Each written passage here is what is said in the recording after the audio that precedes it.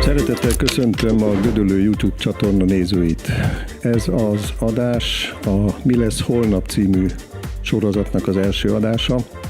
Ennek a sorozatnak az apropóját egy bibliai gondolat adja, ami nagyjából így szól, nem szó szerinti az idézet: az időseknek álmaik vannak, a fiataloknak látásaik. Ez az én értelmezésemben azt jelenti, hogy az idősebbek már arra tekintenek vissza, amit megéltek, a fiatalok pedig a jövőről gondolkoznak, vízióik vannak a következő 10-20-30 évről. Remélem, hogy ezekből a beszélgetésekből ez fog kiderülni, és olyan fiatalokkal fogunk találkozni, akiknek valóban van a következő évtizedekre szóló programja. Kérem, hogy akinek tetszenek a műsoraink, iratkozzanak föl a Gödöllő YouTube csatornára. Sok szeretettel köszöntöm Janurik Tímeát, a Gödöllői Frédéric Chopin Zeneiskola népzene tanszakos tanárát. Fiatal, pályakezdő, de nyilván mielőtt a jövőről kezdenénk beszélgetni, egy picit a múltra vissza kell tekintenünk. Hogyan lesz valakiből népzene tanár? Hát először is köszönöm a meghívást, és ez nekem egészen Gödöllőig ér vissza, ugyanis én nem Gödöllőn lakom, viszont mondhatom Gödöllőnek a második otthonomat. 7 éves korom óta a zeneiskolán növendéke voltam, népi énekszakon, egyéni és csoportos órán is, és népzenetanárként diplomáztam, diplomázás után pedig visszahívtak tanítani, úgyhogy tanítok itt is a zeneiskolában, tanítok 2 egyetemen, illetve most doktorálok, de a szívem mindenféleképpen Gödöllőhöz húz. Hát ez nagyon reménykeltő, hiszen Gödöllőnek elég erős a népi vonala, néptánc, népzene, kisebb-nagyobb csoportok vannak. A zeneiskolában mekkora szerepe van a népzene oktatásnak? Ezt most azért is tudom egészen konkrétan megmondani, mert a doktori kutatásom is kicsit ezzel foglalkozik, hogy 186 intézmény van, legalábbis a 24-25-ös tanévben ennyi volt, ami népzenét oktat. Ez alapvetően nem annyira sok az egész országra vonatkozóan, de Gödöllőn pont van egy olyan zeneiskola, ahol népzeneoktatás is van, ráadásul elég erős és elég régi múltra visszatekintő, úgyhogy szerintem a mi zeneiskolánkban pont, hogy nagyon erős a népzeneoktatás, nagyon sok növendék van, várólista is van, akik szeretnének még jönni tanulni népi éneket, citerát, vagy népi hegedűt, kobzát, egyéni csoportos formában. Igen, pont ezt akartam kérdezni, hogy milyen hangszert oktatnak Gödöllőn, és ön milyen hangszert oktat? Igen, én a citerát oktatom, és több kolléganőm, illetve kollégám oktatja a többi népi hangszert, illetve népi éneket, ami csoportos formában is elérhető azoknak, akik szeretnének énekelni. Ugye én is így kezdtem, úgyhogy jó szívvel tudom javasolni azt is. Azt gondolom, hogy Magyarországon a népzenének, a népzene kutatásnak, illetve a népzene hallgatásnak, vagy a színpadra való fölvitelének van hagyománya, hiszen ez ilyen több hullámban érte el Magyarországot, Bartók és Kodály nevét mindenki ismeri, aztán a 70-es években indult a táncházmozgalom. Várható-e, hogy most újra olyan hullám jön, ami a népzenének egy felemelkedését hozza? Igen, ez egy nagyon érdekes kérdés. Persze a népzene az valahol egy rétegzene, tehát én el tudom képzelni, hogy nem mindenki hallgat népzenét, de inkább az lenne fontos, hogy mindenki elismerje, vagy ismerje a népzenét, például meg tudja különböztetni a népdalt a műdaltól. Úgyhogy, hogy most van-e hulláma ezzel kapcsolatban, ez egy nagyon jó kérdés. Az én személyes körömben mindenféleképpen így van, mert én olyan emberekkel vagyok körülvéve, így Gödöllőn is, akik értékelik és szeretik a népzenét, néptáncot, de ugye Gödöllőn ez nagyon erős, tehát lehet, hogy más városokban ez nem így van, de én úgy gondolom, hogy amíg oktatják a népzenét, amíg erre van igény, addig ez így is lesz. Úgy tudom, a felsőoktatásban először a Nyíregyházi Főiskola indított népzene szakot, de most már a Zeneakadémián is van ilyen. Igen. A Nyíregyházi Egyetemen több mint 50 éves most már ugye egyetem, 50 éves a múltja, ugye énekzenetanár, népzene, népi kultúra tanárvégzettséget szerezhetnek ott a népzenetanárok, lendő népzenetanárok. A Zeneakadémia, ha jól tudom, 2012 óta csinál ilyen tanárképzést, és ez is azt jelenti, hogy ugye már van igény, mert már 2 helyen oktatják, és bízunk benne, hogy ez így is marad, de azt hozzá kell tenni, hogy annyian nem jelentkeznek, mint mondjuk más szakokra. Tehát mikor én diplomáztam, abban ha fél évre, most így mondjuk, akkor én voltam egyedül, aki ezen a szakon diplomázott. Előző fél évben 2 a Nyíregyházi Egyetem népzenetanárai közül, úgyhogy azért ez szűkebb. Hát igen, Kodálynak az volt az elmélete, hogy minden népnek a saját zenéjét kell először megtanulni, a saját népzenéjét, saját népdalkincsét kell megismerni, és utána érdemes a többi nép felé fordulni, majd a műzene felé, hogy ezt érvényre lehet-e juttatni ma? Szerintem egyre inkább, bár azt hozzá kell tenni, hogy talán magyar népzenét kevesebben hallgatnak, mint mondjuk világzenét, ami a népzenét is magába foglalja, de én is úgy gondolom, hogy fontos, hogy először megismerjük a saját zenénket, mert akkor tudjuk összehasonlítani mással, illetve ha az ember külföldre megy, és én gyakran szoktam népzenészként is, akkor kérdeznek a magyar népzenéről, és jó, ha az ember erről tud mesélni. És nem csak népzenészként, hanem bármilyen más foglalkozást űzőként is. Igen, ezekkel a külföldi utazásokkal kapcsolatban is van egy kérdésem, hogy úgy tudom, hogy nem olyan régen létrehoztak egy kazah-magyar sport- és kulturális egyesületet. Ennek mi a története? Hogy jött ez létre? Igen, ennek hosszabb előzménye van, ugyanis én a diploma utáni Erasmus szakmai gyakorlatom többen is voltam, és az egyik az pont Isztambulban volt, és ott egy fantasztikus mesterem volt, egy ballama játékos, ez egy hosszú nyakú pengetős hangszer, török népi hangszer, dr. Erdás Alikólu, ő volt a mentorom, és tőle tanultam török népzenét, kifejezetten népzenét, tehát nem csak török zenét, és mikor hazajöttem, akkor megalakítottuk a türk ifjúsági zenekart, akkor ugye ez még csak zene, és akkor az hozta magával az ismerettségeket, és utána alakult meg ez az Etnosport Egyesület. Úgyhogy én alapvetően a zenei részét képviselem, de valóban foglalkoznak népi sportokkal is, és a párhuzamot lehet vonni például a galgamenti pitykézés játékkal is. Úgyhogy nagyon érdekes kezdeményezés. Ha jól emlékszem, Bartók is járt Törökországban, gyűjtött török népzenét, tehát megint egy olyan úton indulnak el a fiatalok, ami azért jó pár évvel ezelőtt már kitaposott ösvény volt. Milyen hangszereik vannak a török népzenészeknek? Például ez a balama, vagy más néven a szaz, úgy is mondják, illetve az ud, van egy nej, tulajdonképpen egy haránt furuja, vagy fuvala, ahogy mondjuk, illetve darbuka, ütős hangszer, és a mi zenekarunkban is ezekből is fellelhető.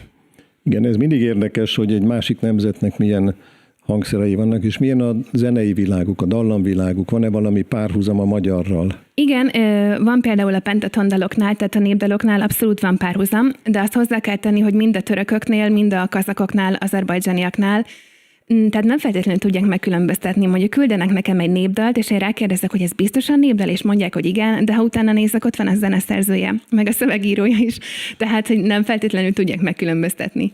És akkor itt a következő kérdés, hogy az ő népzenéjük mennyire hat a műzenéjükre?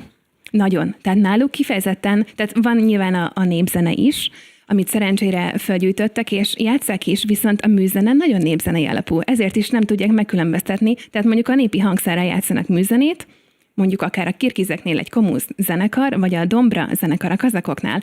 Azon játszanak, de tulajdonképpen műzenét játszanak népi hangszeren, népies dallammal, szóval értem a kérdést, mert valóban. Igen, ezt nálunk nehéz elképzelni, igen, hogy 3 citera beáll egy vonós 4-es mellé, vagy egy zongora mellé. Bár lehet, hogy ezt a kísérletet majd egyszer érdemes lenne kipróbálni. Annak idején Kodály is azt mondta, hogy a népzenét, a néptáncot föl kell vinni a színpadra, most inkább az a divat, hogy vissza kéne vinni az emberek a fiatalok közé, és talán ennek van Gödöllőn hagyománya, igen, és sikere is.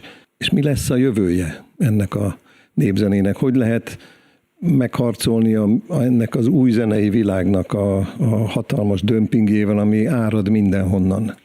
Igen, itt többfajta kezdeményezés is van. Az egyik, hogy például a magyar népzenei alapú zenéket játszanak, tehát hogy ez már nem népzene, de népies vonalú, és talán többekhez eljut, tehát van ilyen kezdeményezés, illetve van, mikor valaki az autentikus népzenét játsza, én is ide tartozom.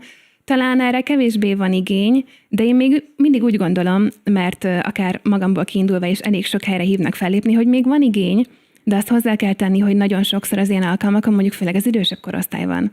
Be lehet vinni az iskolákba?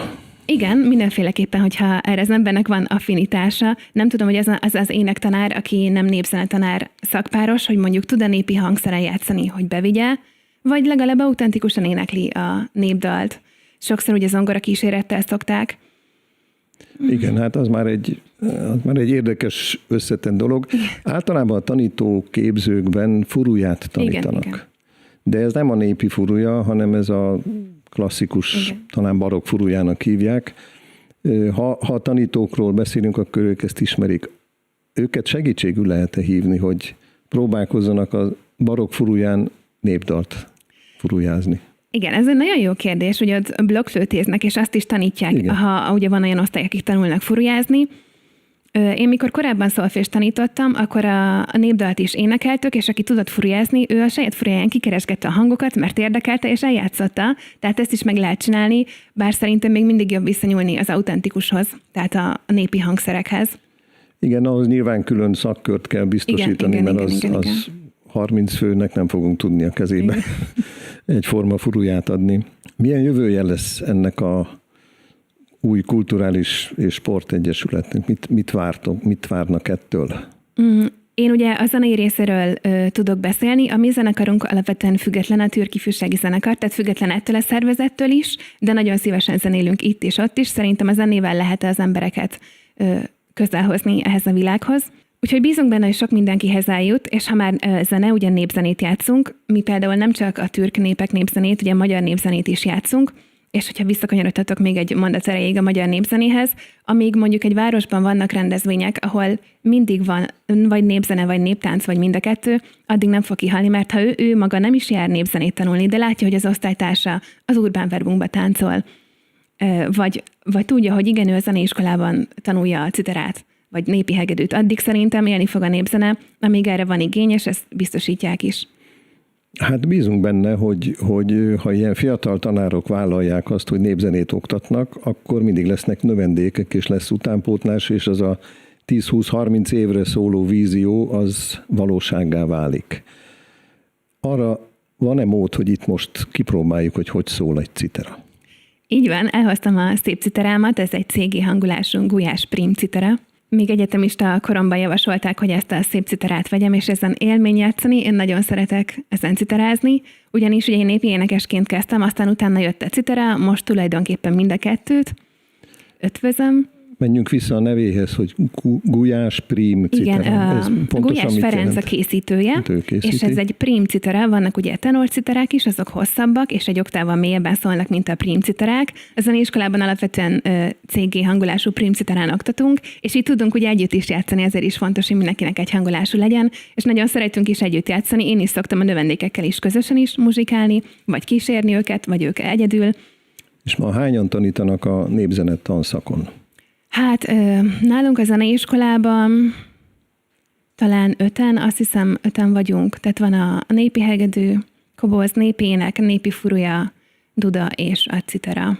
Na hát ez egy komoly tanszék. Úgy kell mondani, hogy 5 fős tanszék, az egy gimnáziumban is egy tantárgynak van 4-5 tanára, az már egy komoly tanszéket jelent. Én nagyon szeretem a népzene tanszakot, a kollégákat is szeretem, a közös lelkesedést is nagyon szeretem, úgyhogy ez sem mindegy, hogy talán a minőség még fontosabb is, mint a mennyiség, hogy nagyon jó kollégák körében lehetek, és ugye mivel én itt nevelkedtem fel is, de visszahívtak tanítani, így ez egy külön jó érzés. Hát nagyon bízom benne, hogy akkor ez a vízió, ez tényleg valósággá válik, és nagyon köszönöm, hogy elfogadta a meghívásomat. Ezzel indul egy beszélgető sorozat ebben az új Gödöllő YouTube csatornában. Nagyon remélem, hogy sokan fogják nézni, és sokan kedvet kapnak ahhoz, hogy népdalt tanuljanak, népzenét, megismerjék a népzenét, kíváncsiak legyenek rá. Annak idején voltak olyan társaságok, ahol a mulatásnak az volt a lényeg, hogy népdalokat énekeltek, nem rádiót vagy lemezjátszót használtak, hanem a saját hangjukat, saját torkukat. Persze ez egy kicsit megváltozott mára, de vissza lehet ezt hozni. Még egyszer köszönöm Janurik Tímeának, hogy elfogadta meghívásomat, és köszönöm kedves nézőinknek is, hogy figyelemmel kísérték a műsorunkat. Ha tetszett, akkor kövessék a Gödöllő YouTube csatorna más adásait is. Most befejezésképpen hallgassunk meg egy nogály és egy magyar népdalt. Fontos, hogy a kettő között milyen párhuzam van, és fontos tudnunk azt, hogy a nogályok Kazahsztánban élnek, egy kisebb népcsoport, és magyar népzenekutatók jártak náluk az ő zenéjüket felkutatni. Következzen tehát egy kis citera muzsika énekkel kísérve.